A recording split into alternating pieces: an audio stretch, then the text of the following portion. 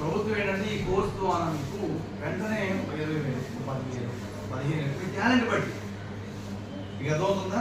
మీ talent బట్టి ఇమీడియట్గా job వస్తుంది. వాళ్ళు చదువుకోవాలి, వాళ్ళు అడిగిన ప్రశ్నకి నాలెడ్జ్గా చెప్పాలి, వాళ్ళు చెప్పే టెస్ట్లో నైపుణ్యం తెలిసిపోతుంది మనకి.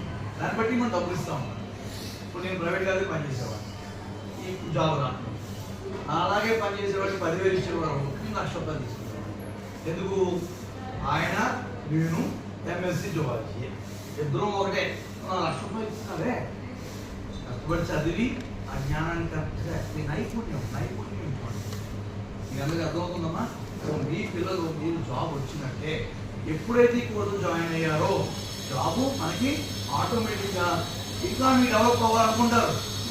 ఇది ఊత, ఈ ఊతను పట్టుకొని ఒక జాబ్ చేసుకొని ఫర్దర్గా ఇంకా మంచిగా ఎదగాలనుకున్నది లేదు. కనీసం ఇక్కడ అయిపోయినా మీ పరిస్థితి. నా సొంత అక్క, మా అక్క BE/CE చదివింది, engineering course, diploma in electrical and civil engineering చదివింది చెప్పాను.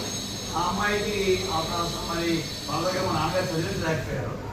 మా ఇంట్లో ఉంటే ఎవరు MLT కోర్స్ చెప్పారు. అప్పట్లో కోర్స్ చేసింది, గవర్నమెంట్ జాబు ఏదో జనరల్ ఒకటి, SC ఒకటి, ఇంటర్మీడియట్ కోర్సు. గవర్నమెంట్ ఒకసారి ఎప్పుడు చేస్తాం, ఒకసారి ఎప్పుడు చేస్తాం. మా అమ్మాయి కష్టపడి చదువుకొని ప్రెగ్నెంట్గా ఉందాను. మా మేనల్ గొడవలో ఉండగా కష్టపడి చదివి రాసి తెలియదు, కోర్సు పుట్టింది. ఈరోజు పెద్ద MLTలోనే మొత్తం 3 జిల్లాలకి పెద్ద అధికారి. కాబట్టి మీ చదువు యొక్క విలువ తెలుసుకోవాలి. ఆ పిల్లలు కూడా ఈ రోజున చదివి 20,000, 30,000 సంపాదిస్తున్నారు. ఇక అయిపోయిన వెంటనే 30,000 రావాలని మనం ఏం చేయాలి? మేము ఏదో సర్టిఫికేట్ ఇచ్చేదే కాదు, ఈ పుస్తకాల్లో ఉన్నటువంటి విషయాన్ని మనం అవగతం చేసుకోవాలి. అవగతం అంటే అప్పచెప్పడం కాదు, బాగా మనం ఏమైనా చెప్పగలగాలి, కథలా చెప్పగలగాలి.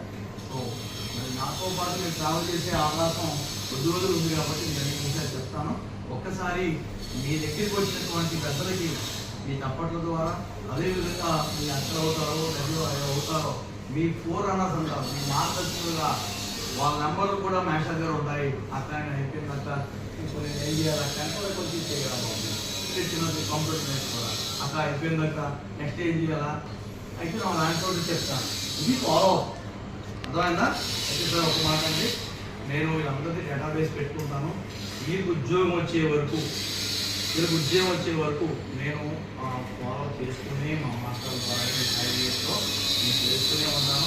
కాబట్టి మా మాస్టర్ క్లాస్ పెట్టాను, స్టార్ట్ చేశాను. ఏ పిల్లల్ని నేను వదిలేదు. మీ అందరికీ ఏదో ఒక హాస్పిటల్లో ఏదో ఒక జీవనోపాధి పొందే వరకు మీ గ్రూప్ని మాస్టర్ అడ్మిన్గా ఉంటాను, సూపర్వైజర్. ఆ